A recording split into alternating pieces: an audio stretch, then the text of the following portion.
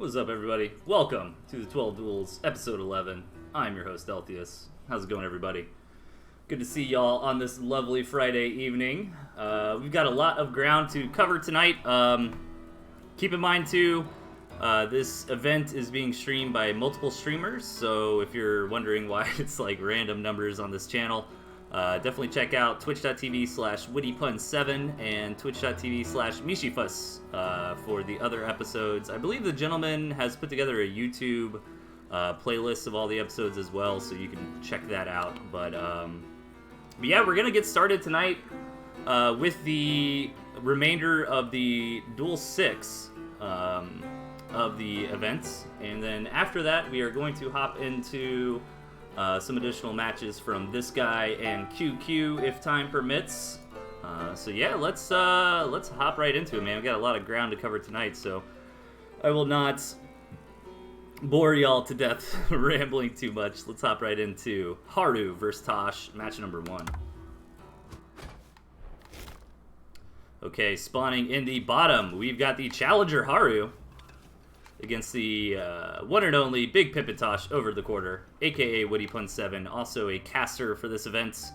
He is duelist number 6, and he's been doing a pretty good job thus far, knocking players out. So let's see if Haru is able to get past Mr. Tosh himself.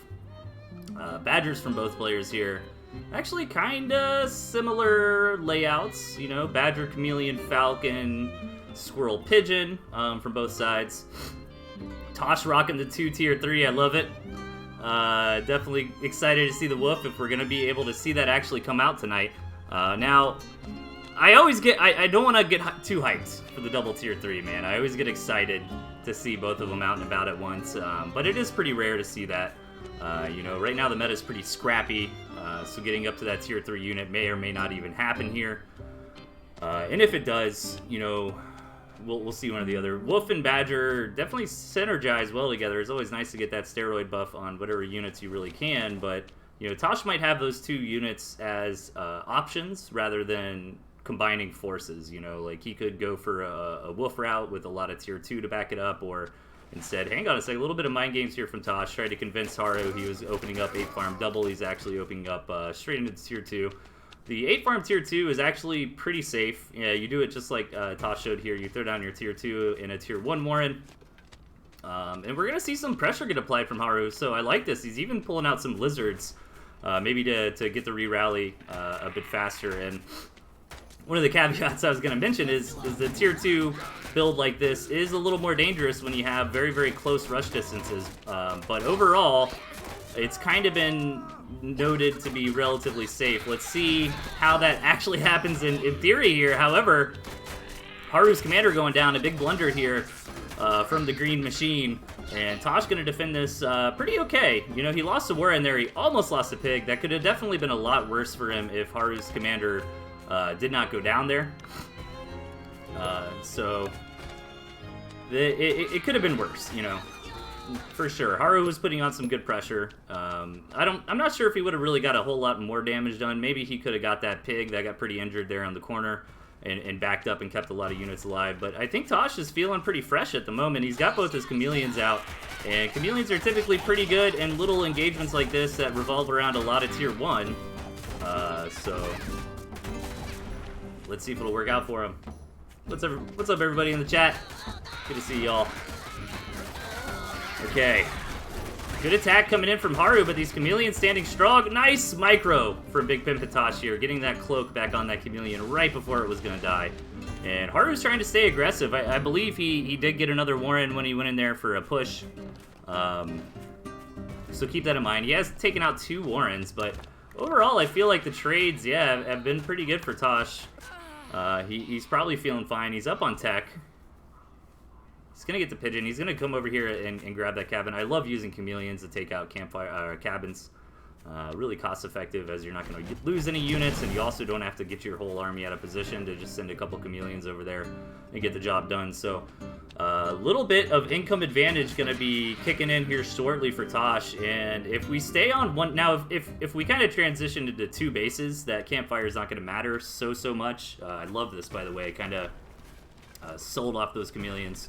to grab this Badger right after the scout. So did Haru actually see that campfire? He hasn't, but it's about that time to be thinking about second base anyways. But what I was talking about with the campfire earlier is if we get into situations where it's one base pressure kind of back and forth, you know, that campfire will definitely make the difference. And Haru now sees that campfire, so he's probably going to be pretty happy that he went ahead and grabbed a gristmill and a farm to just stay toe-to-toe on the income. I don't think Haru has seen the tier 3, though, which is pretty alarming for him. This Badger is going to kind of rail through here. Haru does have Falcons, which I feel like could deal with a Badger. You know, he's got Lizards, but if the Lizards try to run by the Squirrels and focus fire the Badger, it's going to be rough. Haru's just getting his own Badger out, but his Badger is significantly late. Like, you know, if you throw your Warren down 10, 20 seconds after they throw theirs down, it's no big deal. But, you know, Haru's is at least a minute behind. Probably more than that. So this is going to give Tosh a big window to push out with his Badger. He's already laying the groundwork for that push by building all the pigeons. He's grabbing that second base. More to just kind of stay in the game if he doesn't immediately win here with the Badger push. But if I'm Tosh, I'm probably feeling pretty confident in this push out. I mean, he hasn't scouted the tier 3 of his opponent. I don't think he's seen the Chameleons either. And again, Chameleons can work against Badger, you know, but it's rough. Yeah, I think this is going to be hard for Haru to hold. Let's see if he's able to do it. He has to sell off a little bit of tier 1 there to get his own Badger cooking. And here we go. The Badger's going to blindside Haru at the front gates here.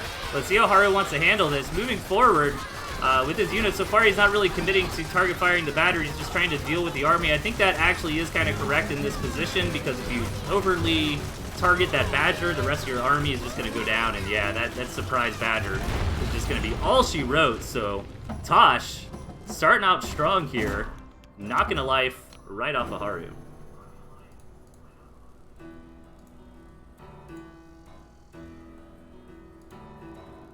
Thanks for the follow, Dan Scott. I appreciate it, man.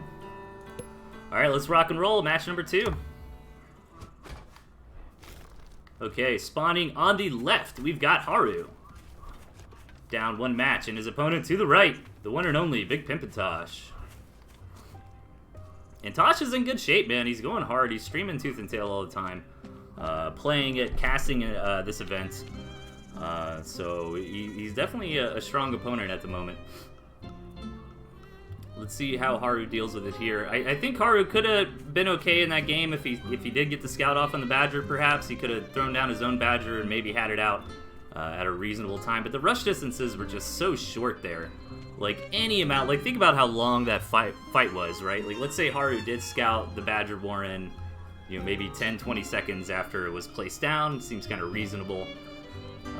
Makes his own Warren, you know.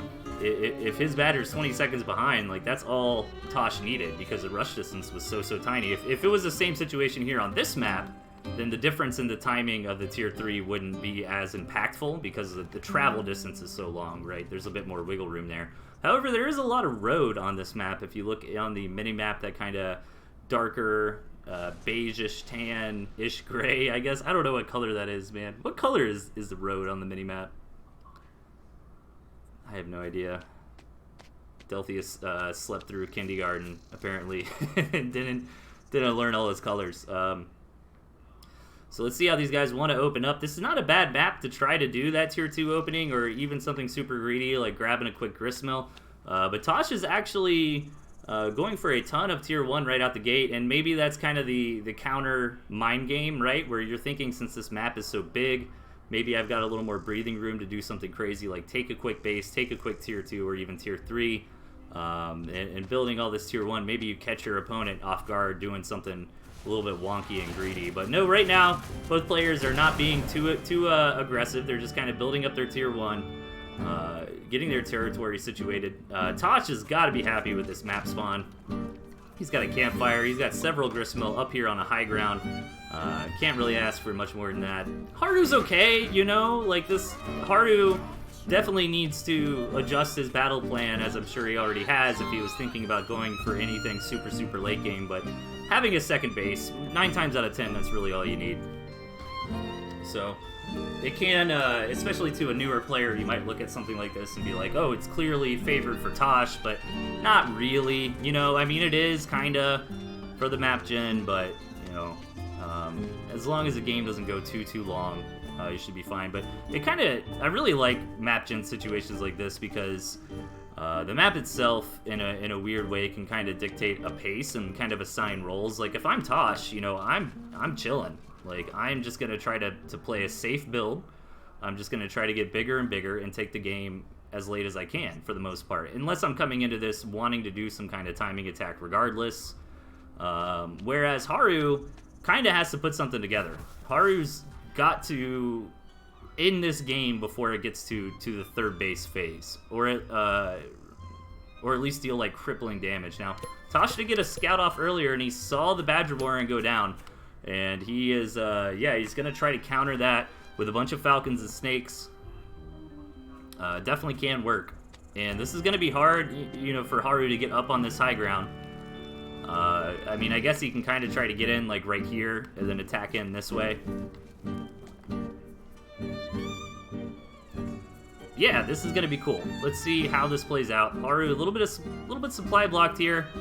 A bit unfortunate, but he does manage to come home and sell something. He would have sold something earlier, but he was out and about scouting on the map.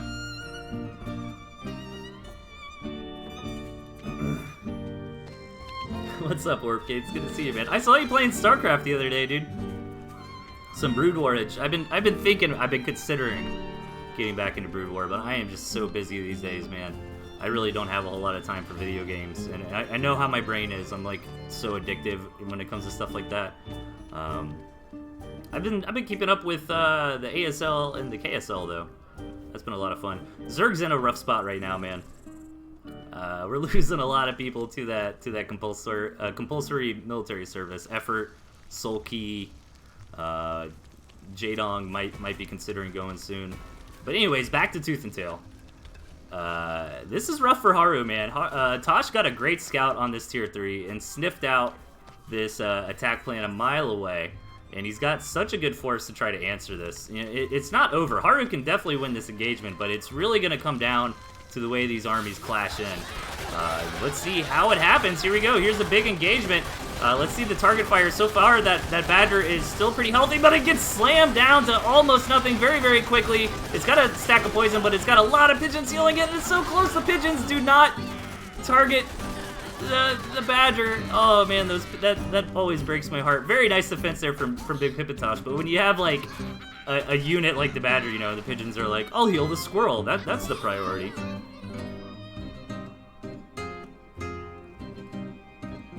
What about the NFL? I don't want to talk about the NFL, man. I'm in Jacksonville. I don't follow it too closely, but a lot of my friends do. And apparently the Jaguars got wrecked upon, so not too good for me. But that's pretty par for the course, I guess. Okay, let's see what Haru can do. Now, keep in mind, he did deal some damage. Like, Tosh didn't... Oh, very nice catch on these Falcons. That is absolutely huge. Haru's going to take the engagement, but, man, really good scouting there from Tosh. Catches Haru's army trying to get over in position. That won the game right there. Like, the engagement earlier was good for Tosh, don't get me wrong. He got the Badger. He dealt a lot of damage, but if you look at the army graph, you know, they kind of traded there. Like, Haru wasn't out of the game.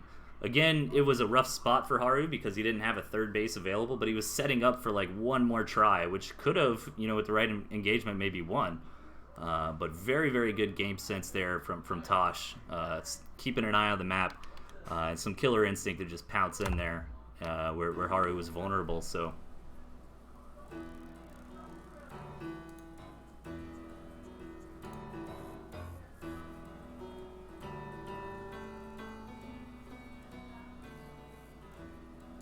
Okay. Yeah, Cold Wargate's been grinding that Brood War. Awesome, man. It says Zerg should be deleted. How dare you, sir? Leave Zerg alone, man. Match number 3. In the bottom, we've got Big Pimpitosh on a rampage so far. And up top, we've got his opponent, Haru.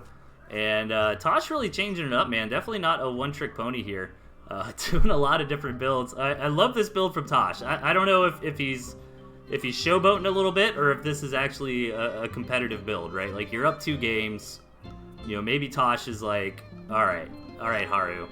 If you can beat the balloon mine strategy, you can pass go and collect that $200. If not, you're going to the underworld. We'll see, man. Like, don't underestimate Squirrel Skunk. You know, just that as a core. And mines. Like, mines are pretty good. But Owl Fox balloon, man, it's interesting. We used to see Owl Fox type of stuff, not super often, but it was competitive. And the concept there was you could use the Fox in that early to mid game, and then transition into Owls later on. And there was a meta for a little bit where it was a rock paper scissors is a harsh term, but it was kind of like that between Fox, Badger, and Owl for a while, right? Like, Fox beats Badger, Badger beats Owl, Owl beats Fox. So if you took that like Owl Fox setup, you know, you're kind of covering all your bases there. 8 farm Chameleon here from Haru, pretty standard. Tosh doing a little bit of delayed tier 2, gets that mine out on the map, which is kind of nice. It's gonna kind of alert him if the army moves forward. I wasn't paying close enough attention to know if Haru actually saw that mine or not. Chameleons are... It's weird, Chameleons' relationship with mines. You know, like in a direct fight, the mines will certainly hurt the Chameleons. But Chameleons are one of those units that can mine sweep, right? And if Haru's aware that Tosh is planting mines in between engagements, you can bring these Chameleons up and detonate them for free as long as they get out of there. Haru is definitely hip to the mind game here. Or mind game. I said that wrong. I messed up the pun, guys. I'm fired. So he's going to be clearing them out. Doesn't know about this mine, but he's going to get lucky that Chameleon just kind of sets it off for free. So he's definitely happy about that. I think he saw that mine going down as well. Did he see the balloon? No, he didn't.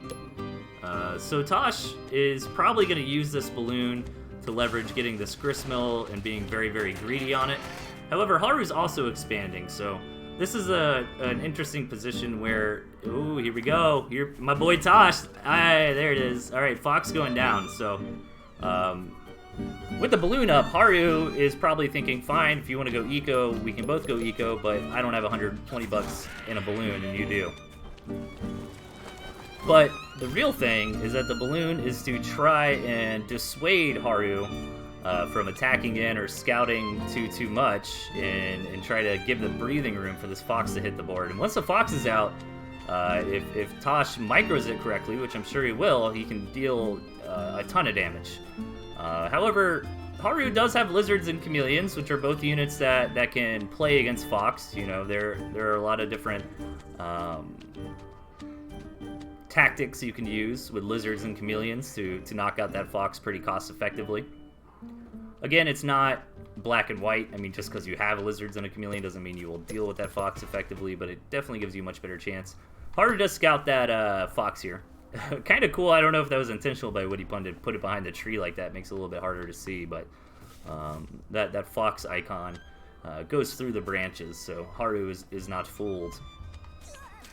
And yeah, Haru knows what's up. He knows Tosh has invested in this balloon. He knows he's invested 360 food into a tier 3 that's not here yet, so he's going to try to push in and break this down before all the gears can get turning here for Tosh. Now, Haru did invest quite a bit more into his eco than Tosh did, so keep that in mind as far as army values go. But Haru's getting a ton of damage done. However, he doesn't deal game-breaking damage. If I'm Tosh, I'm fine with this defense so far.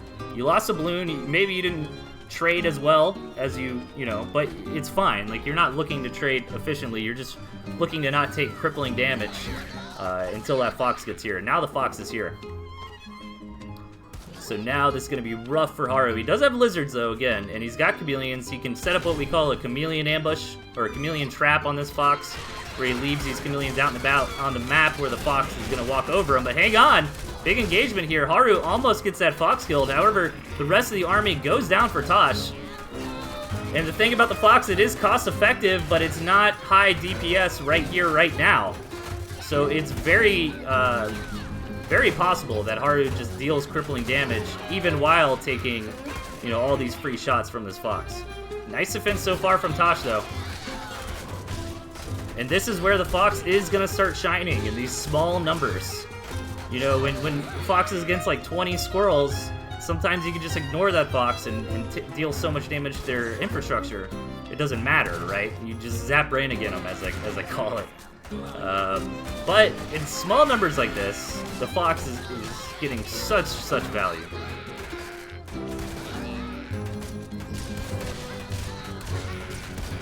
Oh man, that skunk lives at 1 HP. Witty pun. Big Pipitosh on fire here. Ooh, it almost goes down, but Haru just doesn't have enough. He's kind of lemmings his army in there. Overextending a little bit, losing a lot of value, but he kind of has to, you know. If he gives up this ground to the fox, it's going to start picking off pigs. Oh, and the chameleon gets the fox! But it might be a little bit too late. Tosh has dealt such good damage thus far. Tosh has quite a bit of the army lead. Maybe with the defender's advantage, maybe with the better economy here, Haru can mount a proper defense and stay in it. It's looking good so far. Very nice here from Haru. Manages to get all the tier 2. Tosh is now in a rough spot.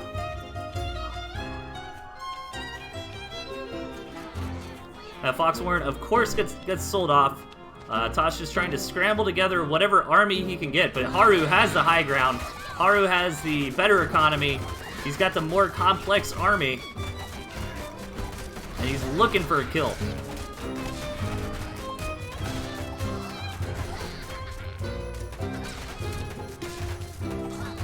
I wonder if Haru should just like sell off the tier 2 Warren at this point, you know?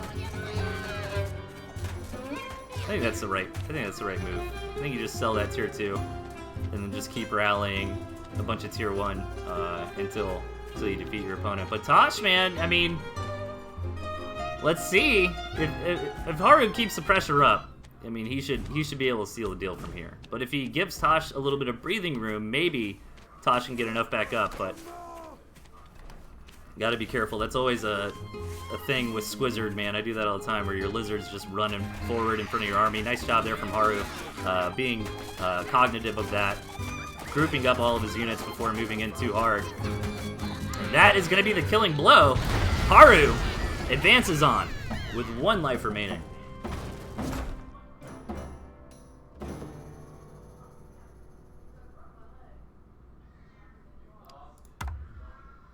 All right, who we got next? We got James.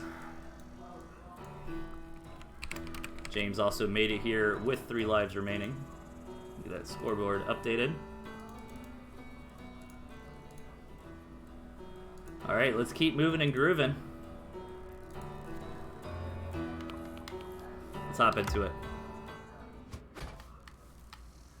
All right, in the bottom, we've got James, a.k.a. James Bowring. I was going to say PS1 James, yeah. And over at the right, we've got Big Pimpin' Tosh. And Tosh did well, you know. I mean, Haru made it by, but he lost 2 lives in the process. And, you know, I'm not sure on that deck on the last game, but I feel like Tosh was having a little bit of fun with that deck. Haru definitely earned that win, don't get me wrong, but very, very close stuff there. Let's see how James can handle it. James, well known for his lizard rushes. I'm sure Tosh is aware of that. I wonder if he just kind of metagames and throws down an early Warren, assuming James is going to do that, or if he's going to go up to the 8 farms. Looks like maybe he'll do a 7 farm Warren. No, he's scouting again. He's certainly going to do a 7 farm Warren now. There's already a lizard out on the map, and if anybody's ever tuned into Dr. Mishi's stream, you can really see how much damage one lizard can do in the right hands. 6 farm Warren, actually 6 farm triple here. I don't know, like, I guess he's got a window to kill a pig, right? But you do got to keep in mind, oh, he's gonna get 2. He should definitely get 2 here. Oh, there he goes. All right, so loses the lizard, gets 2 pigs, very nice. Needs to be careful about this counterattack. One of those Warrens gets sold off. So, good opener here from James. You do have to get damage done with this like 5 farm double kind of thing because you're so far behind in eco. I think that was worth it. I feel like that was worth it. So let's see how James wants to play it out from here. I think it's really fun to have 6 lizards, man. Like, I mess around a little bit with doing, like, 8 farm openings where your first 2 tier 1 are lizards instead of squirrels. You know, nothing dramatic. And you can use them to kind of harass, especially if the map is open. Kind of get in at different angles, or if your opponent's trying to be really greedy or something like that. But yeah, nothing crazy so far. I think James is in a bit of a better position, but Tosh didn't take crippling damage or anything like that. Tosh changing up which tier 1 he wants, going for a lizard heavy comp here. And this map actually is in James's favor. Again, we kind of have that situation we saw Haru in one of the previous matches where Tosh has access to his second base, and that's about, well, to be fair, he could get this base in the 12 o'clock. And there's also this cabin here, so Tosh does have some economic options to get into 3 base. And yeah, sure, James does have a 4th and 5th on his side of the map, but it's very, very rare we get to games that long.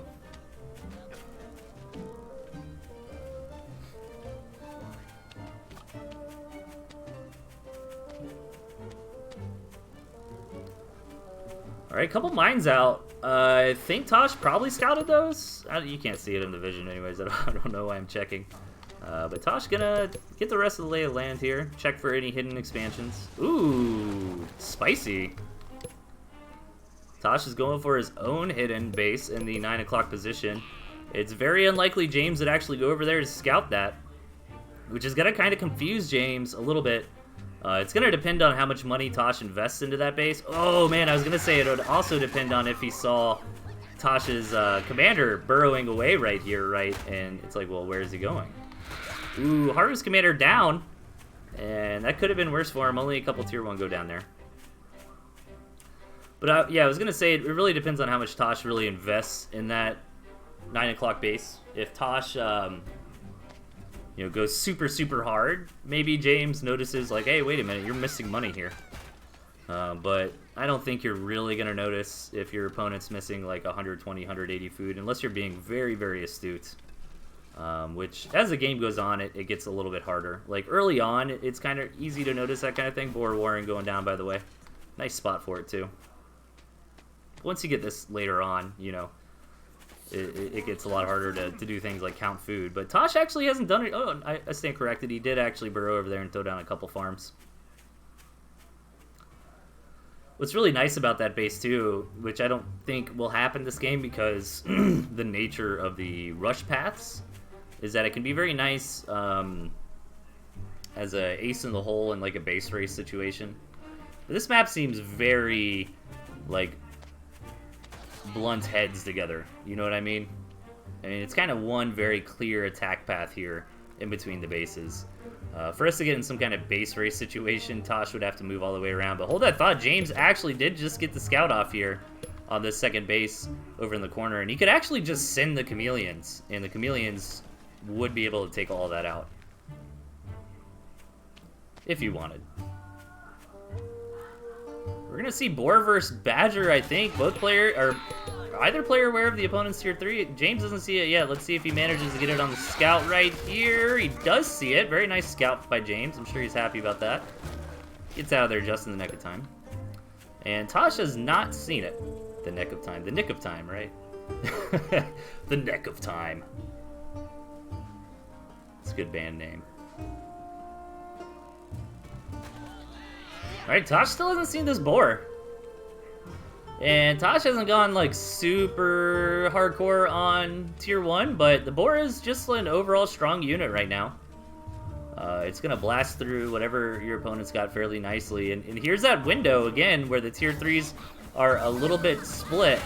And since the rush distance is so small, James is able to just come through here and roast his opponent. Look how fast building died at his boar, man. It's so insane.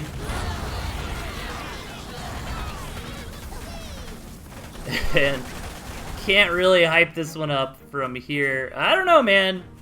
I can hype it a little bit. Tosh has got a badger and a few pigeons. That's all you really need, right?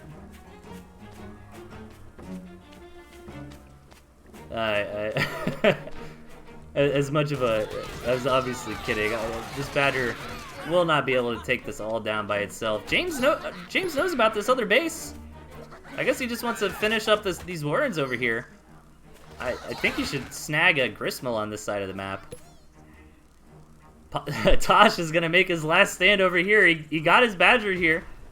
He's trying to get some pigeons. He's got a good economy. He's just got nothing else. Oh man, is this chameleon? The chameleon gets caught too. Oof. Yikes. And the badger's going to go down, and that's it. That boar push was it, to be honest, but it was fun seeing the rest of this. Tosh is hanging out. Yeah, there he goes. Okay. All right, James. Gonna bust on through. Roasting that nerd and moving to the next match.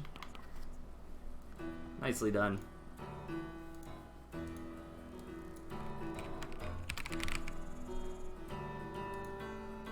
Bam. It's Kerpa time, ladies and gentlemen.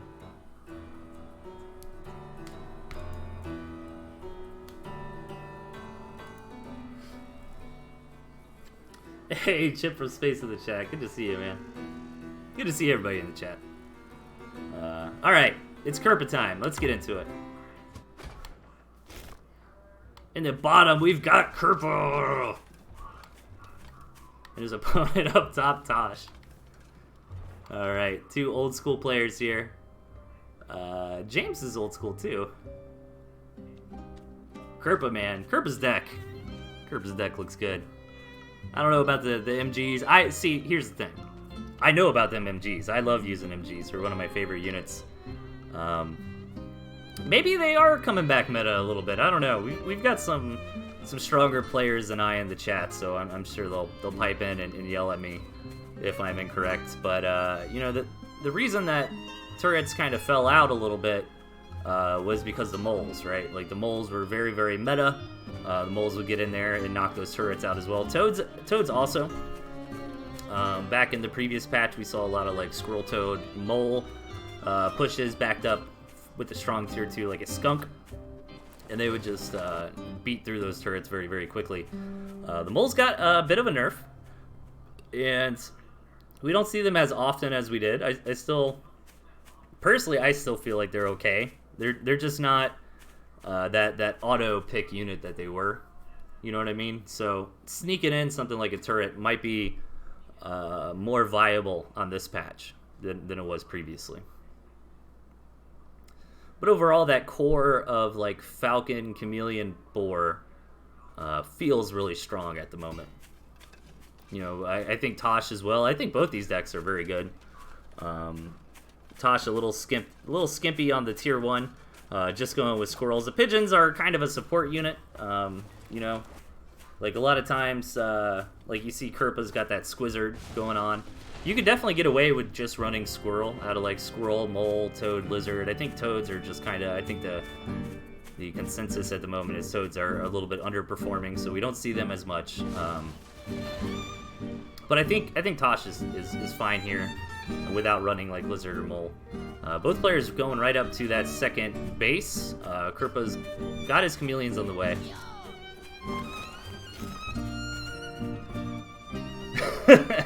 Tosh in the chat. I was a little bit tipsy when I played this match. That's alright, man. Tooth and Tail is definitely fun, a little tipsy. Not drunk, though. If I'm drunk, if you're not trying to be a super tryhard, it might be fun drunk. If you just want to like get in there and build a bunch of squirrels, you know what I mean? Some tier 2 and like shove at your opponent. Like that could be kind of fun. But yeah, I guess what I was getting at earlier is like both the Badger, Snake, Falcon, or the Chameleon, Falcon, Boar are pretty strong cores at the moment. The Boar doesn't have pigeons here, which I think is fine. I don't think you necessarily have to have pigeons when you run the Boar. It's not as much of a synergy as like with the Badger in certain situations. The Boar just kind of shoves through there, where the Badger's that unit you really want to keep alive. And Tosh has moved in with quite a bit of squirrels here, kind of pushing forward, just poking and prodding. Maybe he wants to bait his opponent into running into those mines. But yeah, we kind of got a macro game on our hands here. A little bit of a gentleman's agreement to chill out and build up. Nothing too crazy yet. Both players just kind of getting their core. They're actually in very similar spots. They have a similar farm count here, similar warring count as well. Wait till you see my mole mill snipe rush, says Mishi. I love it, dude. I wonder, like, okay, here's the, like, counter meta gaming. You know, since moles are kind of out of the meta, does that make... maybe that's a strong word to say, out of the meta, but not as, like, auto-include as they were. Does that make that, like, sneaky, you know, build a mole warren right here, cross your fingers, hope they don't notice, come in here and wreck some farms? You think that makes that a little bit stronger, you know? Like, when everybody was running moles, you were really kind of scouting for those proxy warrens. Maybe now people are a little bit lax on that. Nice snake control so far, getting some damage done. Snakes on this patch do apply that slow. Makes him very deadly in this poking kind of situation. Turret is going to be good here, though.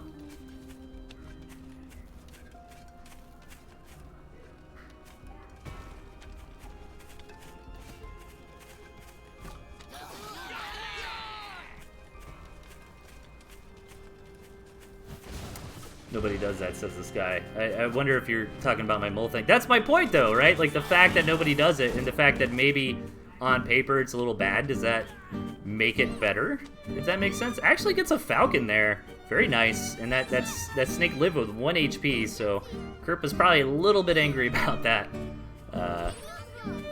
Losing that falcon, didn't get that snake. And we're actually going into 3 bases. Tosh just macroing up. Both players have thrown down those tier 3 warrens. Kerpa just got the scout on Tosh's Badger. The boar is a bit behind, so the Badger will have a little bit of a window to come in and strike.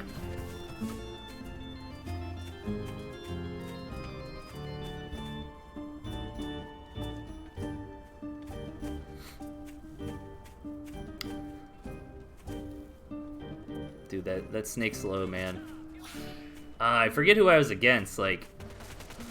hold that thought. Snakes are coming in. Gonna get a little bit of poison on that turret. Is 2 stacks enough? Getting it very low. Very close. But I played this really good game against, like, Lego Man or somebody. I can't remember who it was. And it got, like, super scrappy in the late game. And I had a fox, and both of us have, like, nothing. And he had a couple snakes. And the snakes, like, got 1 shot off on my fox. And that was just it, man. Like, with the slow now, those snakes are so much more deadly. This army composition is looking strong for Tosh. Especially as he adds in more and more falcons here. The chameleons. And Kerpa actually sold the boar. I'm a little bit late on noticing that. I apologize. But he's going to try to handle this with tier 2 only. That's a lot of falcons, and that's an okay way to try to deal with this. If you can get a target fire on those badgers with the falcons, it will not take very long for that badger to get wrecked upon.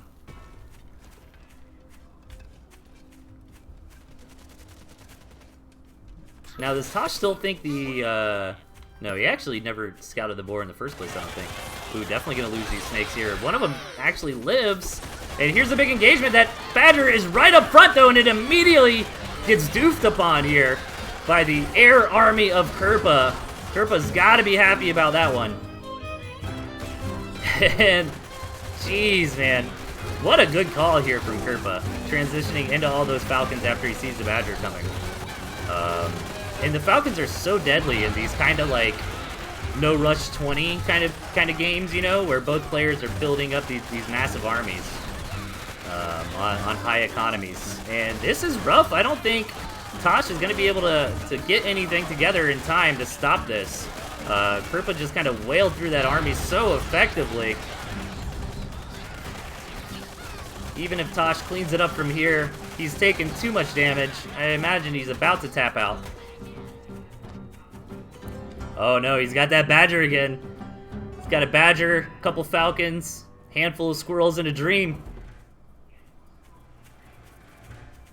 Let's see it. Let's see it, Tosh. He's got the campfire here. No pigeons. But if he babies this badger... oh, that's so many turrets, though. These turrets really helping out Kerpa. you know, because it delays his push. Like, Tosh can't push into that turret line, you know, and Tosh is basically been defeated already. He's got one last hoorah here. And every second counts, because the longer he waits, the stronger Kerpa gets. Badger at half HP, gonna start kiting things back, gonna try to get that wind up, doesn't quite get it. Alright, Kerpa, bringing down the hammer. Boom, he gets the Badger, and Tosh has got to tap after that. Nicely done there from Kerpa.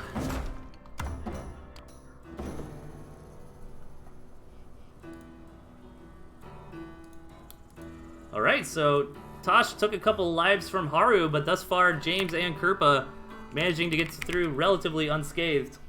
Split is up next. I just played a couple games against Split on the ladder. It was a lot of fun. The first game, he wrecked me pretty hard. I did something stupid with my army, though. He played well, don't get me wrong, I'm not taking it away from him, but I played poorly. The second game, I got the win on him, but I also... The map gen definitely helps me. I can't take too much pride in that one. But alright, so let's keep it rolling. Split versus Tosh.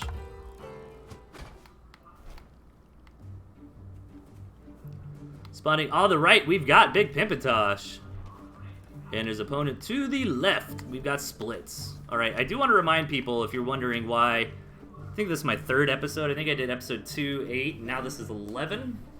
If you're wondering why that is, if you're watching this VOD somewhere, kind of confused, scratching your head, this tournament is got a ton of games, and it's kind of a community effort to get everybody showcased. So we've got matches here on ToothAndTailTV, where I, Delthius, am casting and hosting.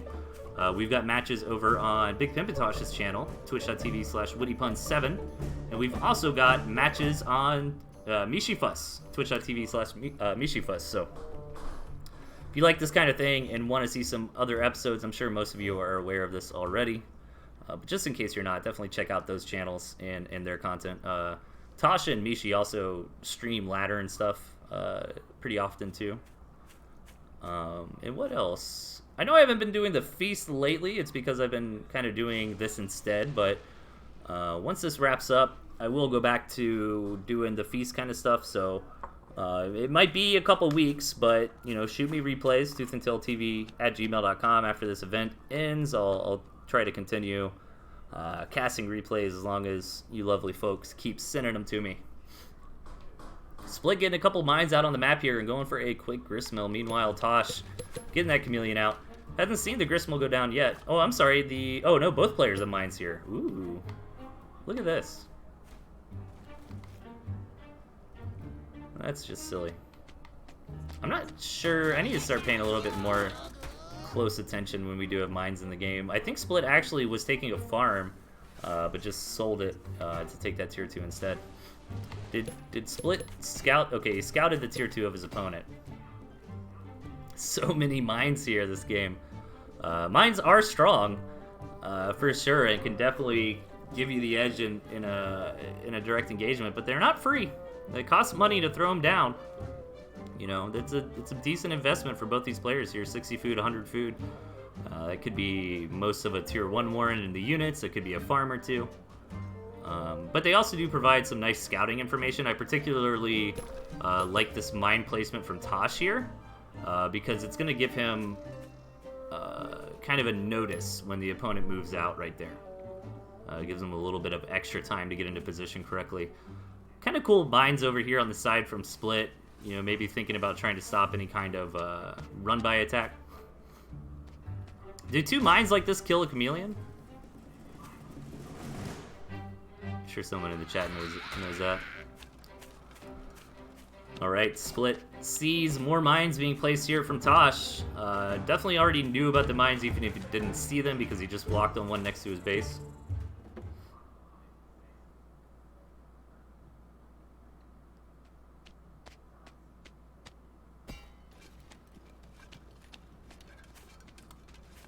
Mishi, do 2 mines together like this kill a beefy tier 2 like a chameleon?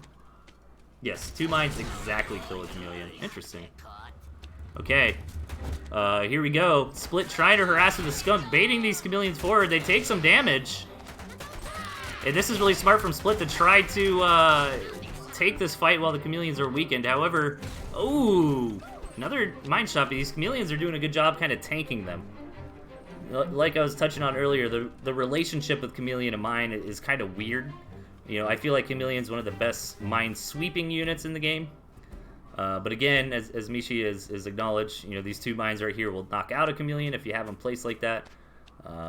Another way we see mines is kind of like this situation here, where the chameleons come in to attack the warrens and get hit on by a mine placed directly by the warrens. Gonna catch these couple mines out. It seems insignificant, but it really isn't. I mean, that's basically like you killed 2 tier 1 units there. Okay, Badger did get thrown down by Tosh about 30 seconds ago, and Split has not seen it. However, Split is really trying to keep the pressure on at the moment. Moving forward, Tosh has got a lot of money in the bank. He wants to be able to afford that Badger as it comes out, but you know, having this big bank is really going to be fine for him right here as this engagement comes in. He's going to have plenty of money to refinance his army. However, maybe Split is dealing too much damage here. Again, when you've got this tier 3 cooking on the way and your opponent pushes in, you're kind of expecting your opponent to get something done, but this looks like too much. As Split has absolutely wrecked the second base of his opponent. He's not going to get out of here with the skunks alive, but I feel like Split is very, very happy about that. Now, the Badger is almost here for Tosh. He doesn't have pigeons. Oh, no, I'm sorry, he does. And this Badger might be enough to lead him to victory. All these mines on the map, especially, like, right here. It's going to be rough for that Badger, though. That Badger getting slowed down, taking that extra single target damage might make a big difference. Split moving in again. I don't think he knows about this tier. Okay, he does know now. He must have seen it on the last attack. And here it is. The Badger has hit the board. Big girl with the gun moving forward. Gonna step back for now. Let's see how Split wants to handle this Badger. Lizards are definitely nice to get in there on it. And Tosh is not microing his Badger. He needs to get back. He does get back. He loses a couple pigeons, though. And it's so low. It's 8 HP. It's going down. It goes down. Split. Fantastic in this game. Ooh, this is rough for Tosh, man. What do you do from Tosh? What do you do if you're Tosh here? How do you win this? Do you sell off a bunch of stuff and try to set up shop up here? I don't know, man.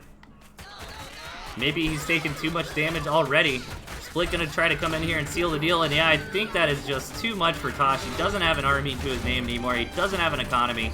He's gonna move in and just see what kind of situation his opponent was in, you know. Maybe if I see, oh, my opponent's on 1 farm or something, I got a chance, but no, sees that full base, decides to tap it out.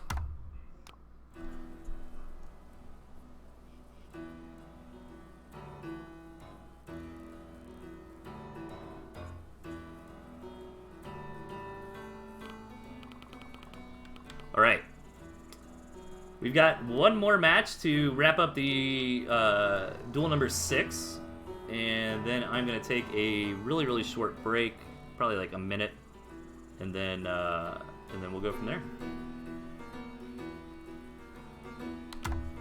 So Dino is coming into this match on 1 life left. Spawning here in the bottom, running this ferret fox style, and his opponent up top, we've got Big Pimpin' Tosh.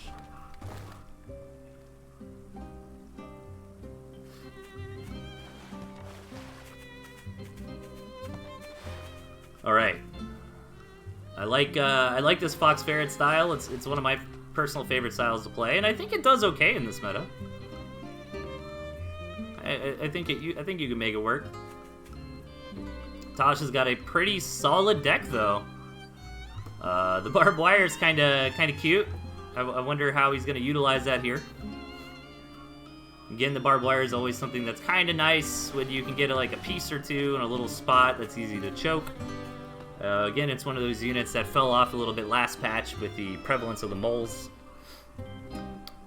But overall, it's a little bit on the weaker side at the moment, I feel like.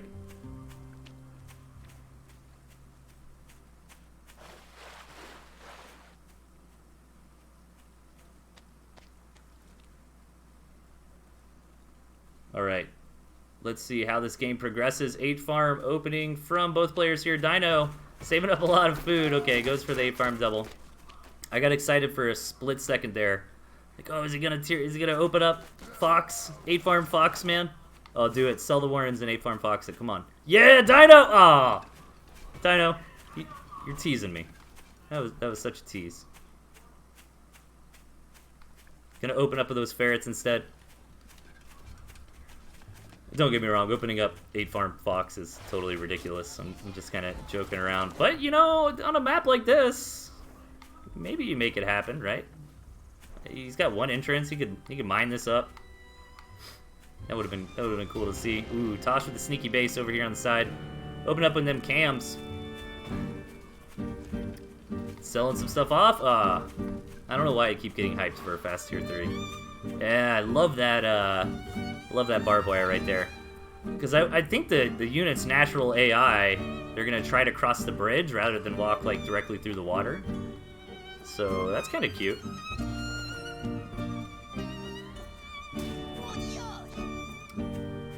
Alright, Dino is moving forward with the ferrets. Tosh does have chameleons, and he's got falcons coming too, so those are units that can kind of keep these ferrets back. Can kind of stop them from getting anything done. But I think Tosh is trying to hide the fact that he has chameleons at the moment. Let these ferrets get kind of cocky, you know, move up a little bit too far and then pounce. But so far nothing has gotten done with these ferrets, and ferrets are definitely one of those units where you're trying to gain some value in between pushes, right? Like, you want to get something done in between fights to weaken your opponent for when the big fight comes. Mines going down here from Dino. Proxy moles as well. Dino is not messing around. He wants to end the game right here, right now, but fantastic defense coming out from Tosh here. Gets a falcon, loses a chameleon, but I think he's okay, and now Dino's got to sell off those mole warrens and run away to try to save the rest of his life. And that chameleon goes down to those mines, though. Definitely makes this a little bit better for Dino. But great defense there from Tosh. Dealing with this push thereof, and kind of slows down Dino's build, too, because he had, like, these mole warrens out on the map, so that's, you know, money that he's got to sell and let float for a minute and rebuild back at his base.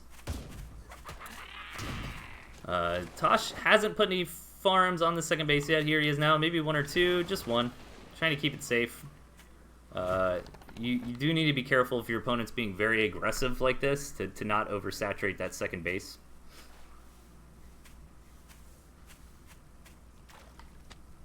All right.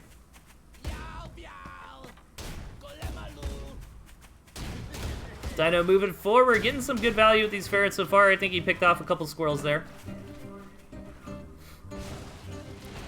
Yeah, gonna take this mill to pressure his opponent and also give him that territory healing while he's so close to his enemy's base. Get some nice shots off on that Warren, but doesn't quite get it yet.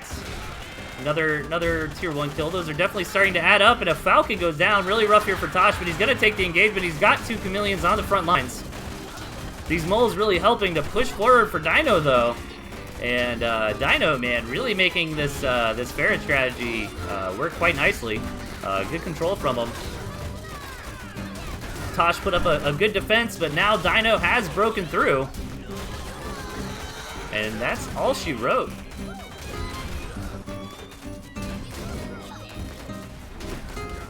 Really cool. Okay, so Tosh getting a couple extra kills. He already did fairly well in his other matches also. Eliminating a couple players. And Dino's going to be like, wait a second. You're not dead? Tosh. Oh, man. What if he had lizards? With the geography of this map, it wouldn't make too much of a difference, I don't think. Tosh going to fight it out. He's not going to let the duelist get past him too easily here. Going to fight to his last remaining squirrel as Dino crushes through. He's being an entertainer here, you know. This is what the people want. They want the carnage. Man, the moles, I feel like, really performed nicely this game. Really cool. We got in a single eco game. We did get a game with Kerpa and Tosh that got up to, like, 2 2 into 3. I think we have had a couple games go into 3 base, but real quick break, guys. I'm going to set up the next matches and grab a drink, so be back in like a minute or so.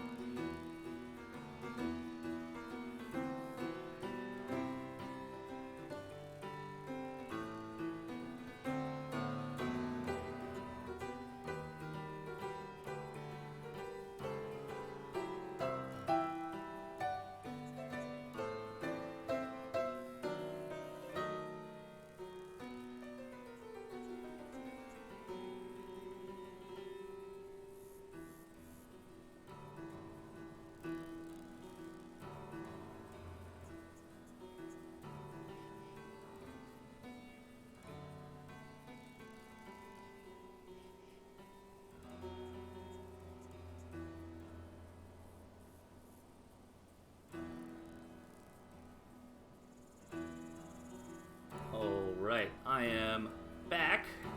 Bam. Fix my scoreboard a little bit. Okay, so now we've got... I thought it was through Duel 10. Am I wrong about that? Yeah, it says 7 through 10. Maybe I missed one. Oh, I'm sorry. It's right at the front. Okay, bam. Make sure to not make that mistake. So we are going to take a look at this guy's games as he progresses through. He's got 2 lives remaining. Hopping up against the Jets. The Jet Erickson. Also another Tooth and Tail streamer. Bam, Duel 7, 2 lives left. Event organizer, caster. Done quite a bit of things with Jet. Now it's Battle in Underworld. We are not doing Underworld matches tonight. Okay. Alright, so let's see it. This guy versus Jet. Match number 1. Okay, in the bottom left, we've got Jet Erickson. And up top, we've got this guy. Alright, Jet Erickson is a Tooth and Tail OG. A little bit of a memester, but always involved in the scene. Always doing something, always pretty high rank, pretty competitive player. And this guy is one of the best Tooth and Tail players at the moment.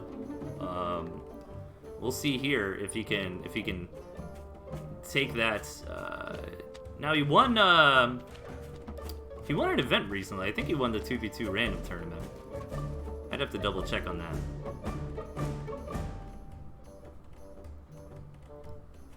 But yeah, this is going to be an awesome match here. This guy rocking that squirrel, mole, pigeon, skunk style, kind of his signature aggressive push. He's very good at executing that. So let's see if he wants to play it that way. And I think the Falcon Boar complements his deck very nicely. I think he could have went Badger as well if he wanted to. Swap either one of those in and out.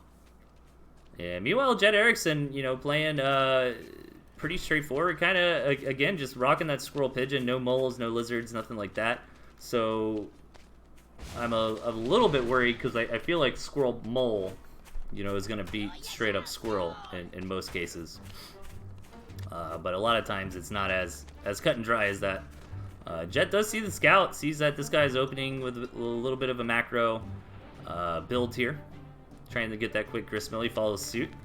Says if you want to play eco, we can play eco, my guy. This is such an awkward ramp here. Is that a spot? Can you move through there? I think so. Yeah, you can totally move through there. Sometimes it's misleading. Like you'll see, I think that's mainly on corners, like this, for example. Yeah, that's a good example of it. Like you think you might be able to move through there, but you can't. All right, tier 2 coming down. Pretty straightforward game so far. It's hard to say where the players are going to take it, you know? They could certainly all in. They could take it into a macro game. Neither player's really committed enough farms to call that one way or another. Jet's kind of playing kind of mid-rangey here, you know, throws down a couple of farms. Go a little bit more macro as he does get that campfire as well, so it's kind of like taking 3 farms. But this guy isn't taking any farms at all. I wonder if he's trying to bamboozle Jet into investing into eco and try to push in with that trademark squirrel, mole, pigeon, skunk style that's been very, very strong in the meta for quite some time now. Does throw down a single farm, but again, that's not a lot of farms. You know, it sounds like an obvious thing to say, but you know, throwing down 1 farm on a gristmill, it's like, well, if you don't, then why'd you take that mill? And sometimes it can just be for the mind game. You know, you're making that 60 food investment, hoping your opponent does the wrong thing. But hold that thought, this guy's moving forward with that push I've been talking about.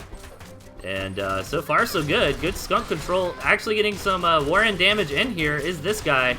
Won that engagement pretty handily as well. Both chameleons are out, but that Warren is definitely going to go down. Jet Erickson in a hard place here. This guy just moving in, and this might be too much damage. Yeah, the chameleons go down. Damn, dude, this guy. I'm telling you, he's really good at this push. Slams through. Duel number 8. All right. So we've got Cold Warp Gates coming up next.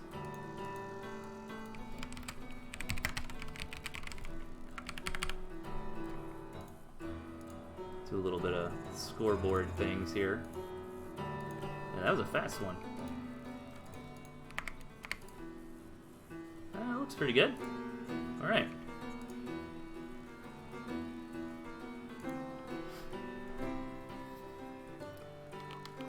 All right, this guy up against Cold Warp Gates, smashing through duel number 7, looking to take another victory here in duel number 8. We've got in the bottom left the duelist, Cold Warp Gates. His opponent in the top right, the challenger, this guy. Okay. So 4 choices from these players are the same here. Both players rocking that Squirrel, Pigeon, Falcon, Boar. This guy with the moles and skunks versus the Warp Gates with the Chameleon Mine. I think both these decks are pretty good. I really like this guy's deck. Like that's pretty strong. But you also got to keep in mind this guy is very, very good. He's probably one of the best players at that skunk style, I feel like. But overall, you know, both these decks look pretty solid to me. If you want to be, I personally really like playing with chameleons. Units like chameleons, lizards, fox, like that kind of thing, they're always fun. Even ferrets you can kind of throw in that category. That can pull off flank attacks or take advantage of multiple attack paths, or kind of move around the map and get things done without the rest of the army. Like that stuff's always fun. Warp Gate's gonna open up with that chameleon here. Pretty standard, especially for this rush distance. And what's nice too is you can use these chameleons to knock out that campfire for free. Oh, here we go. This guy going for that mole rush. Ooh, see, I was just talking about this in the chat with him a minute ago. That's hilarious. It's like, you know, nobody expects it anymore. Like, if this was last patch, I'm sure Cold Warp Gates would kind of be checking in here. you know, a little bit more diligently. But, you know, people aren't doing this kind of thing so often. And I wonder if this guy's rallying his squirrels forward to try to, like, pull Cold Warpgate's army to the front and then rally in the moles to maybe try to snipe that tier 2 in the back. He's going to have to micro this very, very correctly. Otherwise, these moles are just going to be running around kind of hitting random things. But yeah, he does it. He baits Cold Warpgates forward, and these moles are getting in here, doing great damage. That tier 2 goes down. Gonna get the pig. Gonna get another pig. And this guy does sell it all off. Oh, man. That was epic. Really smart from Warpgates 2 to just invest in a ton of tier 1.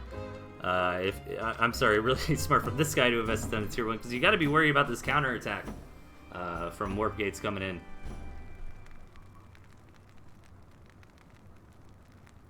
Yeah, that was really cool. Yeah, now Warpgates is like, you didn't build more moles back there, did he? Okay. So Warpgate's not going to counterattack. He's just going to kind of, you know, say, all right, man, you got that damage in. Nicely done. And take the game from here. That does put Warpgates a bit behind, but he's not out. He hasn't taken crippling damage. He did take a lot. He lost the 2 pigs and the tier 2 Warren. But what's kind of neat in an interesting way is you notice he has, it says 2 out of 2 for the Chameleon, but that was from a different Warren. So this new fresh Warren is actually going to produce 2 new Chameleons for him, which is nice.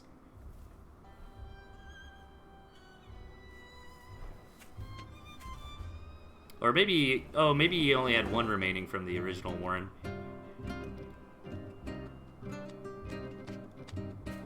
Yeah, this is looking great for this guy. Warpgates is gonna have to do something cheeky here to get back in this game. Maybe try to attack with the Chameleon over to the side and get his own little flank damage in, but this guy's not gonna give him the breathing room to do those kind of plays. Advancing forward with a very strong push here. He can continue to reinforce this if he needs to. Mole's on the front. But these Chameleons from Warpgates are doing nice, but they all go down. One of the Skunks goes down as well, but one of the Skunks remains. This guy has a very small force left, but it's a deadly one. That mine was huge, however, the Skunk is still barely alive. Is it gonna go down 1 HP on that Skunk? Oof. Oh man, if I'm Warpgates, I want that Skunk so bad. But he's gotta let it go. He's gonna pick up a couple reinforcements here for free, which is nice. Warpgate's pushing forward. Gonna lose that Chameleon, unfortunately. A little bit of an overextension here from our player in red, as he's gonna have to go back home and reinforce for the time being. And yeah, this is looking good for this guy. He does have that campfire as well, but so many Chameleons here actually handling this army pretty nicely, but he really needs to kill that Skunk. That Skunk stays alive, though. Yeah, this weird rally of the units trying to come through the other way is really nice here for Warpgates, giving them a bit of value here and there. Yeah, but this is especially rough, again, because, you know, this farm went down, and there's not enough wheat left on that to really justify taking that farm back. And this guy's got to campfire. He got that early game advantage with that mole play. And he's keeping the pressure on. That Skunk goes down. Nicely done from Warpgates there. And this is a trade. Warpgates is definitely going to be happy about it, especially if these Chameleons stay alive. He does keep them alive, but he really wanted to get that additional Skunk. And this guy's keeping the pressure on. 4 Chameleons is nothing to laugh about. However, 2 of them are pretty hurt. Oh, Warpgate. There he goes. Gets that Skunk. He's got to be happy about that. Dude, 4 Chameleons, man. 4 Chameleons is a thing. Especially when both players are on such low, scrappy economies here. And that campfire knocking out those squirrels really hurts Cold Warpgates. Every squirrel really matters at this point. He's going to have to sell off a Warren and take that campfire. Ugh. Oh, man, that's rough. Alright, gets that campfire, gets out of starvation. This guy's down to only his own campfires, but he sold off his tier 2. He built a huge force of squirrels. Maybe if this mine hit is really good. But no, he's not going to go over to that position. It's going to be these 4 Chameleons with these moles and pigeons up front tanking for the squirrels here. They melt through the chameleons. Only one remains. And it looks like Cold Warp Gates is going to be knocked out here. Nicely played from both sides for sure. I think this guy played very smartly, keeping the pressure on, not trying to commit to a second base or anything after he got that early game damage done with the moles, and seals the deal. Okay, we've got Lieutenant Weasel up next as the 9th duelist here.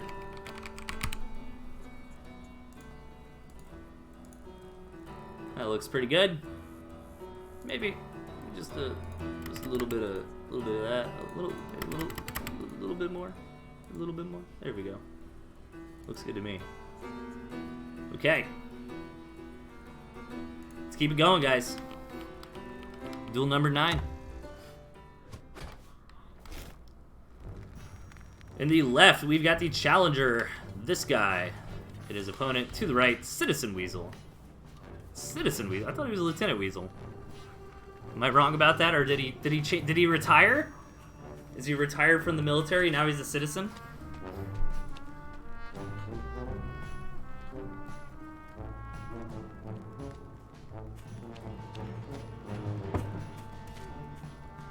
Nah, I don't think you can be mad about that game either. Cold Warp Gates. That mole attack from this guy was really good, and you still made that match very, very close, even after he got those 2 pigs and that tier 2 warrant off you in the beginning. So,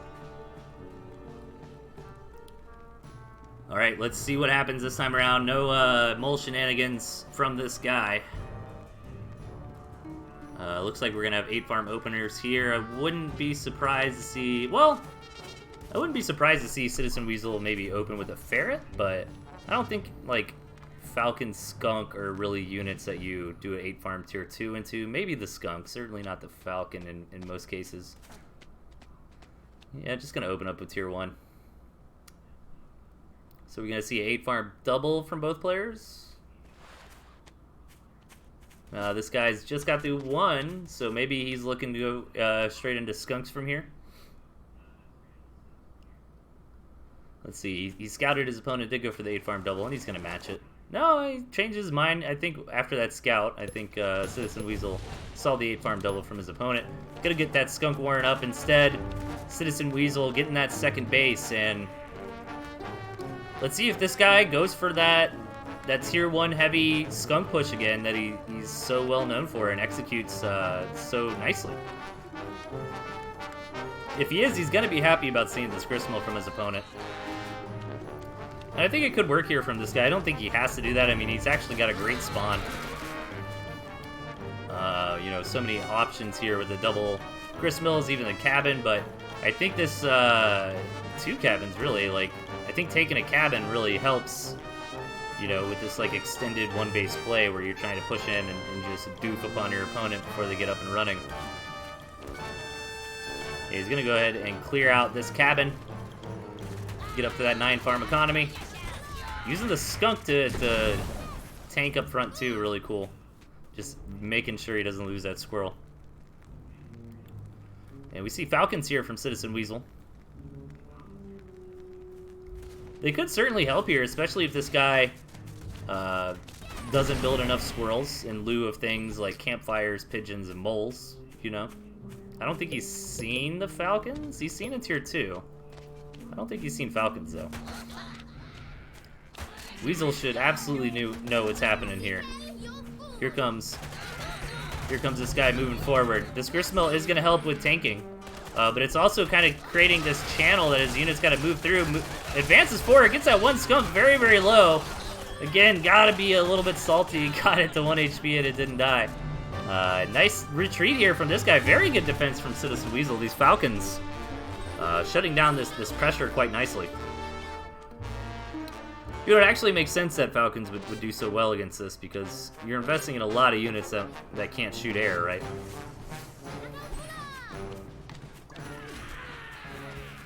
This guy's not done yet. Moving in for round number 2. Wants to get that Skunk gas, but he moves it. Oh, man.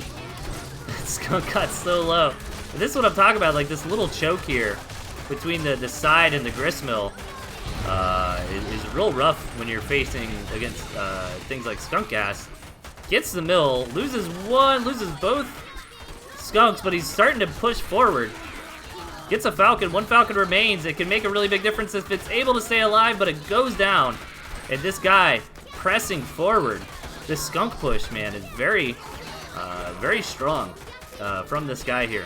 I thought maybe Citizen Weasel had it handled with those falcons the first time around, but I think he kind of made the mistake of giving up ground, you know? Like, if he could have kept this guy, like, back here, maybe he had a chance to keep it going, but I think the real problem there was his army kind of got bunched up in the choke there and the choke there, where skunks really shine, as they can pretty quickly get that skunk gas down on all your units that are bunched in that choke.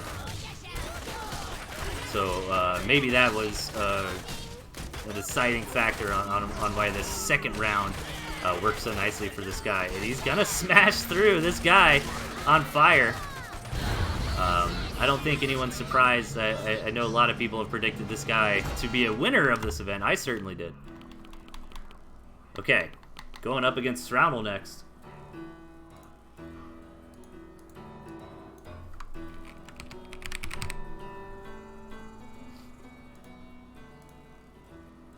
Oh, whoops.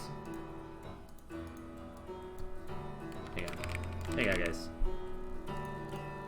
Bam, Srownel. Duel 10. Okay. Yeah, it looks good. Okay, duel number 10. Let's hop into it.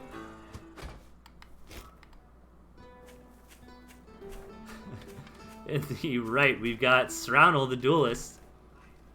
And his opponent to the left, this guy. And this guy's not messing around, rocking the same deck, which I don't blame him for.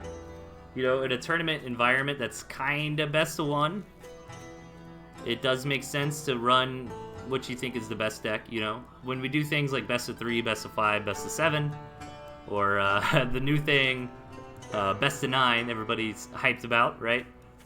Then you want to throw different decks in there because, you know, if you know your opponent's going to go for the strategy, you can just try to, like, hard counter it. But in this situation, I think it does make sense, and I think both Srownel and this guy are playing variants of a similar core here. You know, with Boar Skunk versus Badger Chameleon, I think either one of these is fine. And yeah, let's see. Oh, this guy trying to do a Mole Rush again, but it is scouted by Srownel. However, he did go for an 8-farm opening here. He doesn't have anything like MGs to just kind of throw right next to it. But yeah, this guy knows the jig's up and goes home.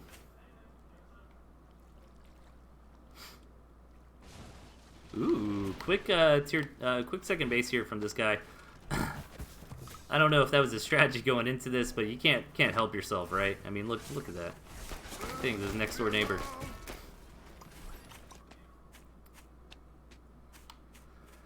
Yeah, map looks good for both players. Definitely a little better for this guy. This high ground is certainly a thing that can matter. However, Srownel's got 3 bases and a campfire over here. This guy has got plenty of good real estate as well. And I'm curious to see if this guy actually wants to go for a macro game here. You know, we typically see him going for this skunk push, but when he does that, okay, he does throw down the skunk now. We have seen this guy, like, build a second base maybe to try to trick his opponent into taking a second base of their own and oversaturating it. Let's see if that's his intention. Srownel already knows about the second base and is actually just going to try to push in here with some squirrels. I was worried about that rally. If he was rallying the whole way, then they would have just started walking into their doom. But I don't think Srownel can get anything done here. Yeah, he doesn't think so either and backs up. Throws down his own tier 2. But it's significantly behind this guy's. If this guy wanted to go for a timing, he could certainly hit where he's got tier 2 before his opponent does.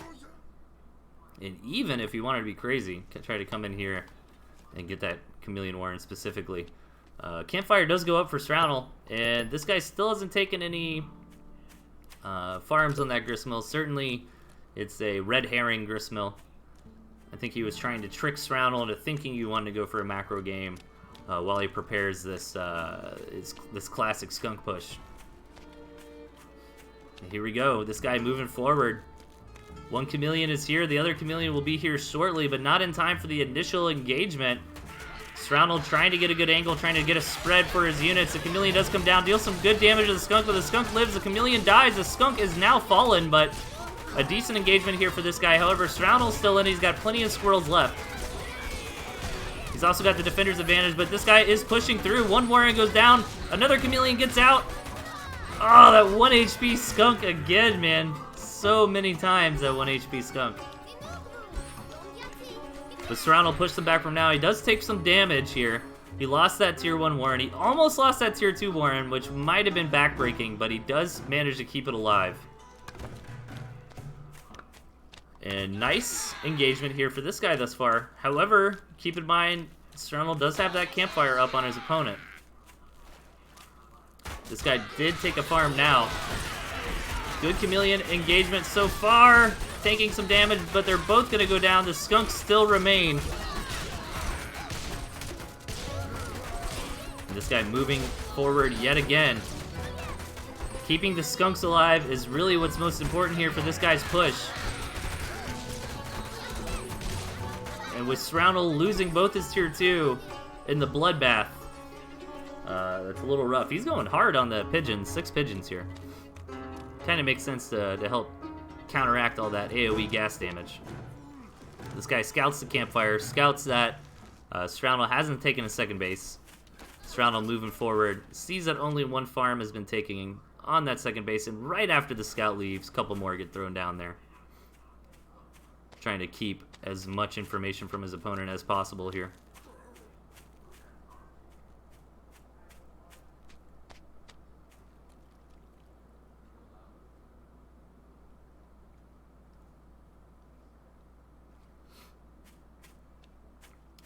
All right, and this guy's backing off.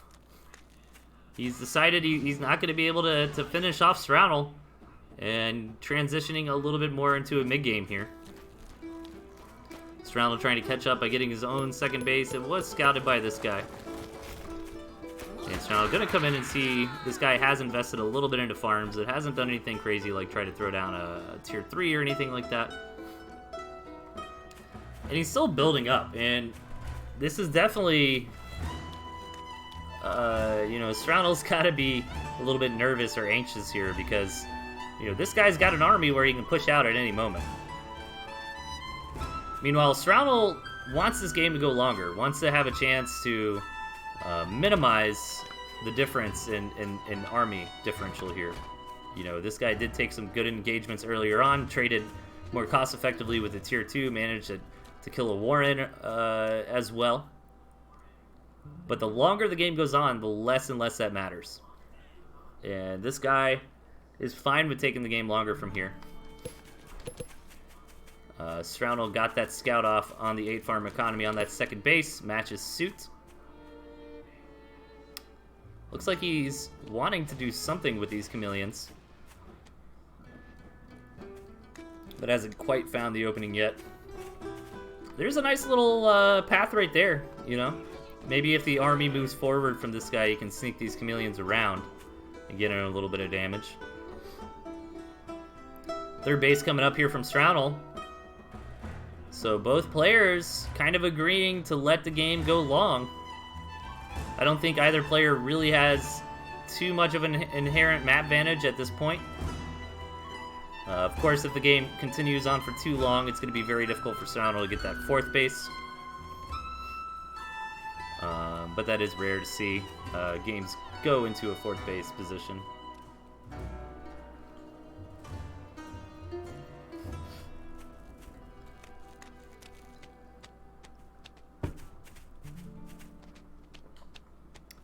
Alright, might do a little bit of fast forwarding here, as both players are just kind of building up. Not a whole lot to say at the moment. Pretty similar amounts of tier 2 coming out. Both players in pretty similar positions. You know, this is what I was talking about earlier, where that army differential is going to kind of tighten up. And Stroundle rocking a lot of Falcons. I think that's a smart move if he has the time. But this guy's starting to feel a little froggy here. That is a big, scary army. But Strownel's got one of his own. It's going to come down to the engagement here. I think this guy's slightly favored, maybe. But it's pretty close. Good job by these Falcons keeping these skunks back from pre-gassing the engagement. Please be careful, though. Here we go. Strownel is trying to move back. Often frowned upon in Tooth and Tail. Moving back like that, you can take a lot of damage. And this guy starts the engagement by just getting a couple Warrens. And yeah, I think that's going to be it for Strownel, unfortunately. I think maybe he calculated he couldn't take the engagement, you know, and tried to run back for a split second, but that really gave this guy such an edge there. I think he would have been better off holding his ground and taking the engagement.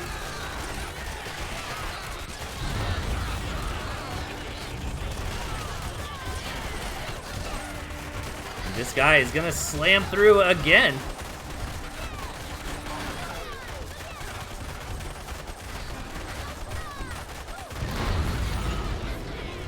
Moving back for his 4 skunks is suggested, I think, says pancakes. Yeah, I can see that, but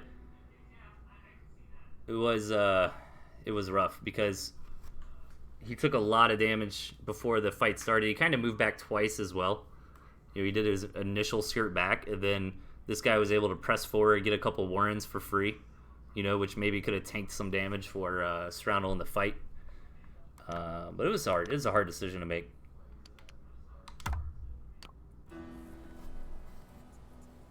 Okay, so that's this guy. He slams through all the way to duel number 11. We've got Chip from space awaiting him there, and then finally the Mishi monster himself at the end. Okay, so we've got QQ coming up next. That'll be it for the show tonight. And okay, a little bit of setup here. Hope everybody's having a good time. Thanks again, as always, for tuning in. Please support the other streamers as well, WittyPun7 and Mishifus. Both also duelists in the event. Check out their VODs of the other episodes. Okay, we got QQ. And he's going to be up against the Jets. So we're going back to Duel 7. QQ's got 2 lives left.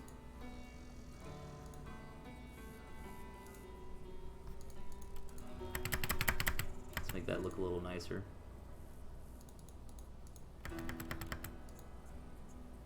Here we go.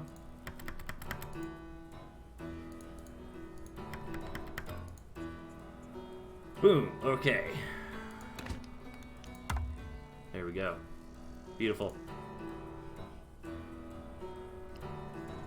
Mishi calling Jet, knocking out QQ. Let's see if he's correct. Let's hop into duel number 7 here. Spawning in the bottom, we've got the challenger QQ and his opponent up top, the Jet Erickson. The Et Jerickson.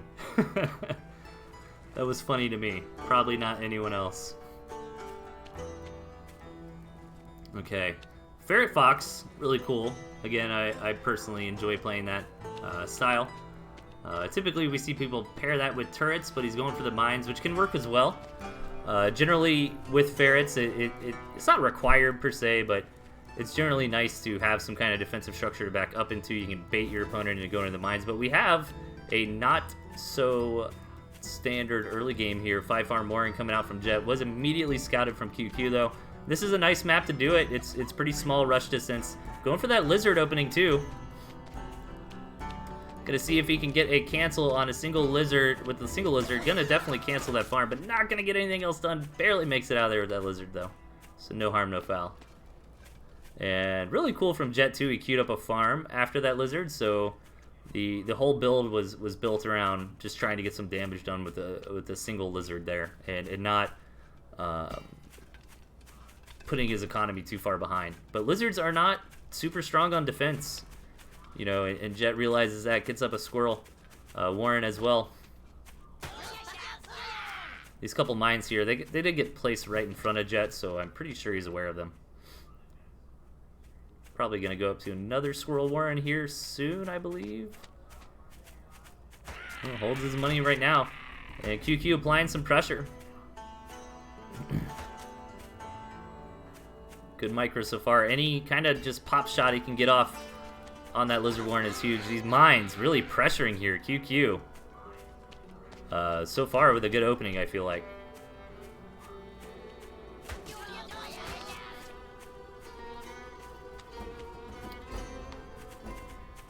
Yeah, this is rough. That's a rough choke, too, for Lizards. I'd like to see Jet maybe try to put his Lizards over here or something, and then engage in with the Squirrels and, like, have the Lizards come in from the flank attack, you know? I found that to be effective in my games. But just 3 Lizards, so not a big commitment. He's getting up his own Squirrel count, and now he's got enough Squirrels to where he can defend rather nicely. As long as he's in position, though, Jet wants to do some kind of runaround attack with the Lizards, but not gonna have that liberty here as QQ moves forward. And Jet starts pushing him back. This is starting to look good for Jet. Yeah, Jet's starting to get a tier 1 advantage here. He's gonna try to get this tier 1 Warren. He does get it. And he can't really back up. He's not gonna commit anymore, but I think that was actually smart from Jet to just let those Squirrels fight it out, because if he tried to back up with them, they all would have just died there. So Jet's got to be happy about that, I feel like. You know, with the mines there and with this choke like it is, it could have definitely gone a lot worse. Jet is a little out of position, though. I'd like to see him wrap around this way. Yeah, looks like what he's going to do. Nice surface area here when his Squirrels are all spread out right there. That was a great concave. And QQ's in a rough spot. He's not down and out, but he is behind. And he's got a decent amount of money tied into these mines. He really needs to get a good connection here.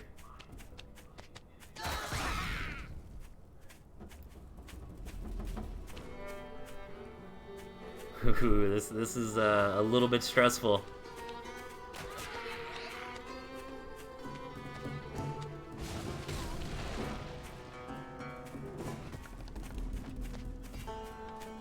Okay, keep in mind, Jet does have that campfire. Is QQ aware of that? He is not. He doesn't even know a campfire exists right there on the map. And Jet pushing forward, takes a base right here. And he also got chameleons, so this is starting to look better and better for Jet. These mines are not getting amazing connections. And QQ is just stuck on straight Squirrel. And this was decent for him, but with the chameleons here, it's going to get a little bit worse. Nice hit with the mine, but he's going to move forward while Jet is trying to do some chameleon shenanigans down here in the south. Oh, ton of damage, though. Going to get 2 farms plus killing the mill itself. No, Jet's not going to commit to kill the mill. He doesn't want to give QQ an opportunity. QQ is actually doing a ton of damage here with this counterattack. Jet's chameleons not being in position. He did do quite a bit of damage to QQ, but now these chameleons are here, and chameleons really, really shine in engagements like this. That 1 HP chameleon, man, the story of tonight's is the 1 HP tier 2 units. Jet's super happy about that. Gets that cloak. One of the chameleons finally goes down. Oh, man, it looks like QQ was coming back in this game while the chameleons were harassing him. But Jet, with some good decision-making there, comes back, defends the home front, and takes the match.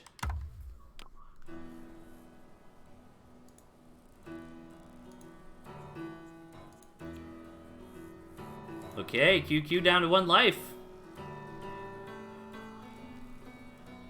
Let's see if he can make it through.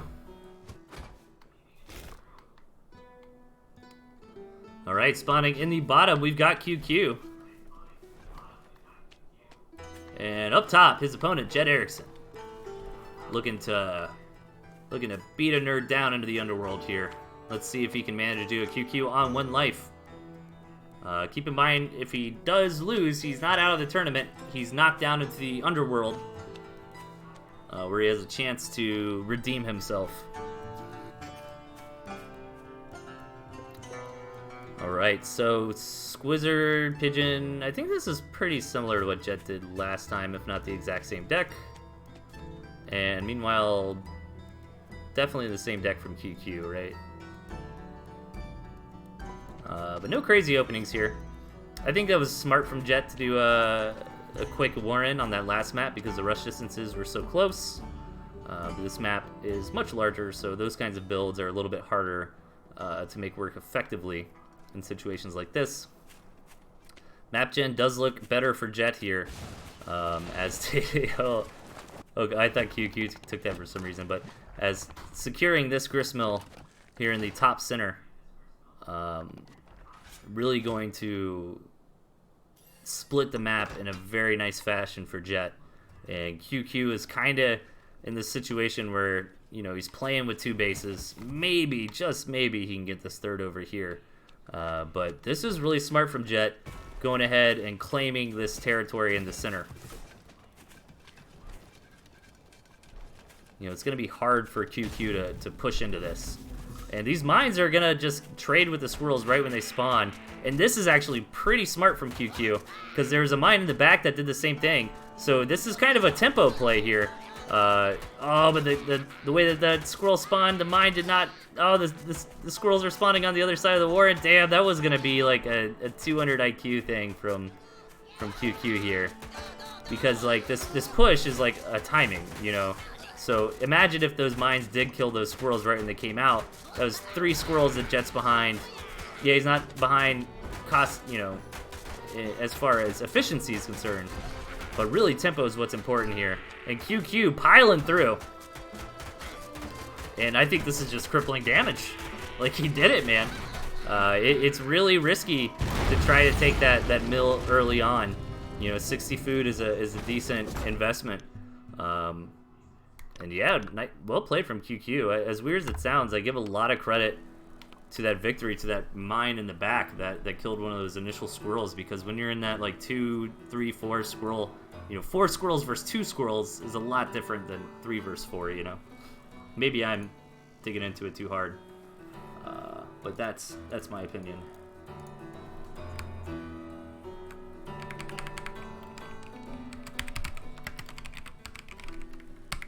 Okay, so QQ makes it by Jet. Nicely done. We've got Cold Warp Gates coming up next, once I fix the scoreboard to look halfway decent. Alright, 1 life left, man. Let's see if he can make it happen.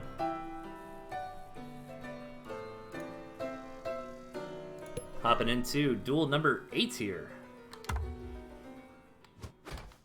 Pancakes calling it in the chat, believing QQ make it all the way to chip.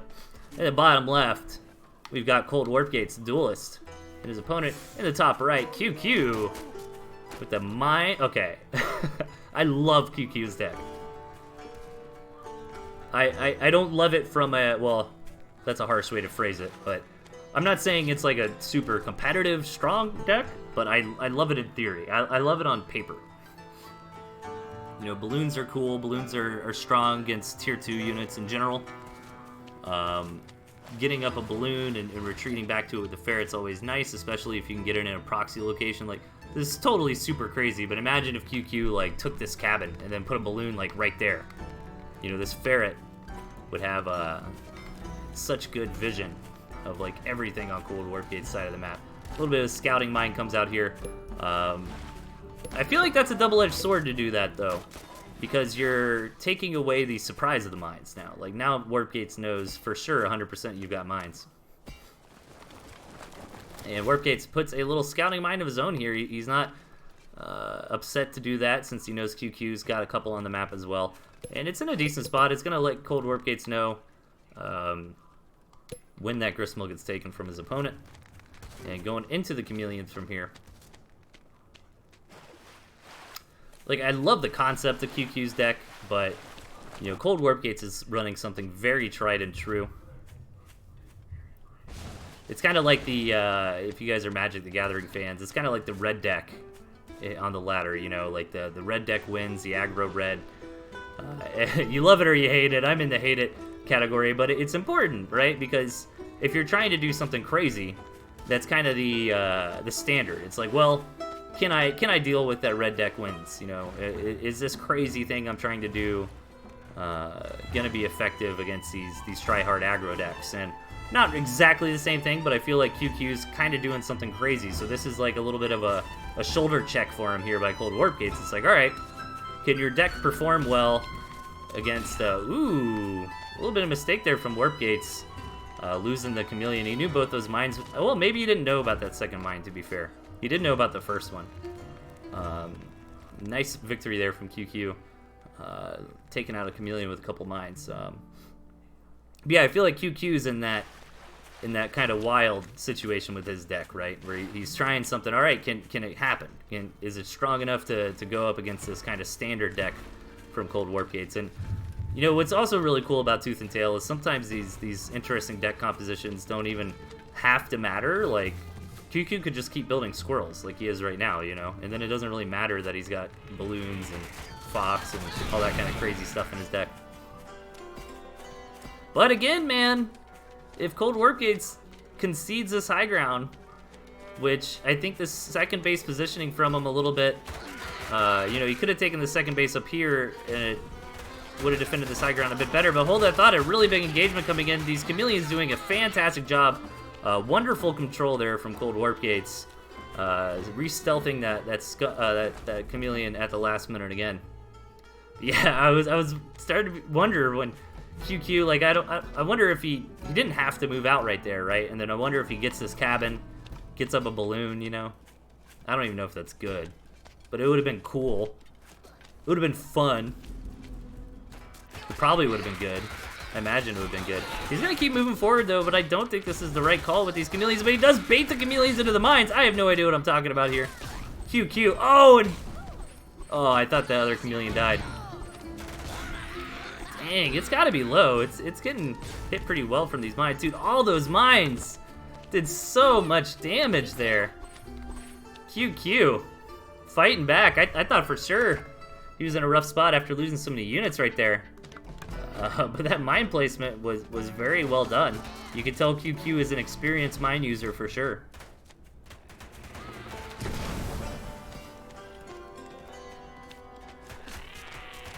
Alright, QQ's got a lot of squirrels, but again, I feel like Chameleons do good against Mass Tier 1. He's kind of throwing down this emergency balloon to dissuade Cold Warp Gates from moving forward. He hasn't seen the balloon. Double balloon here. See, that is a bit much because, yeah, what do you do when your opponent builds defense? You attack where the defense is not, and that's 240 food worth of balloons here. It's not really going to come into play, but as I say that, Warp Gates does move in a little bit closer, but he's already getting a lot of damage done before this engagement even begins, and he's going to get this main base completely for free. Warp Gates doesn't even have to push into these two balloons, although, you know, two balloons aren't super scary. He doesn't have a lot of squirrels, though. Like, he might actually not win this engagement if he moves forward. Yeah, and if I'm Cold Warp Gates, I'm not even going to take that risk, you know. I've got plenty of money in the bank. I got a second base wheeling and dealing. I've got the more complex army.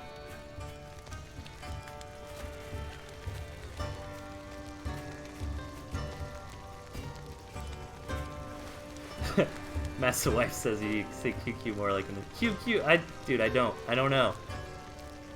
I'd love to Weibo it up a little bit if I could. Dude, I've been playing a little bit of the... I don't have a whole lot of time to play games these days, but I've been playing a little bit of the new Fire Emblem game. That game is just like an anime come to life. It's so hilarious. It's good, don't get me wrong, but it's just like so many classic anime tropes in that game.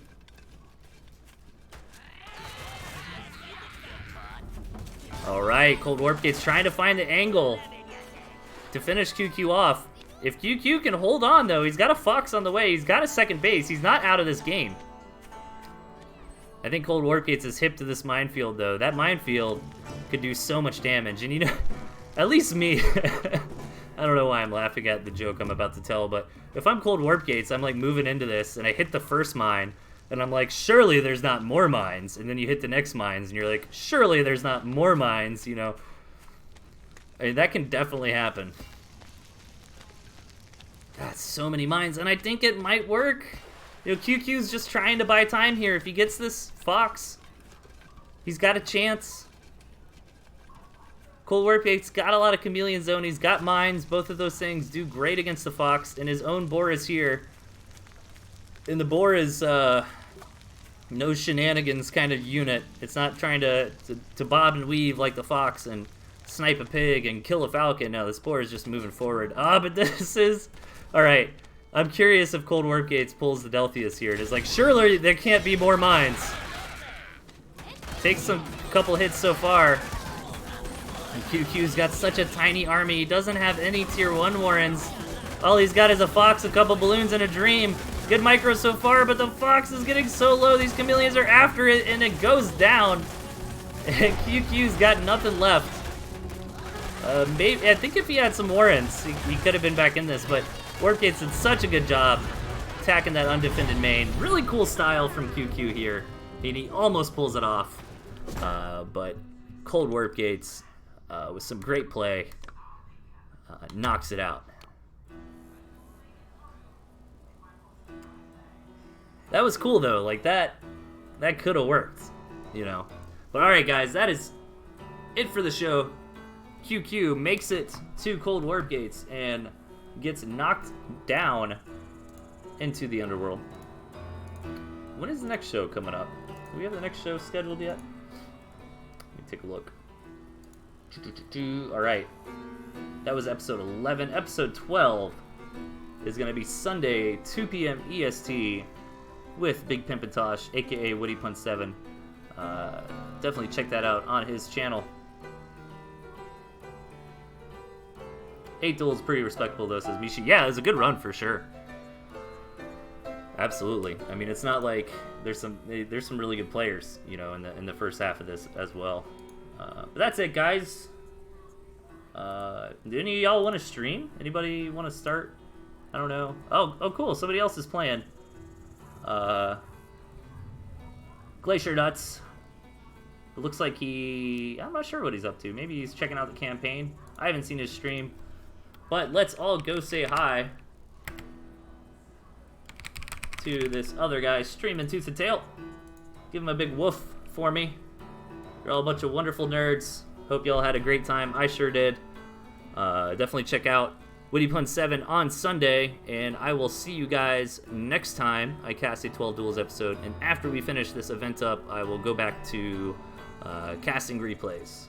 So let's go say hi to the streamer. Thanks again, everybody. Take care, guys.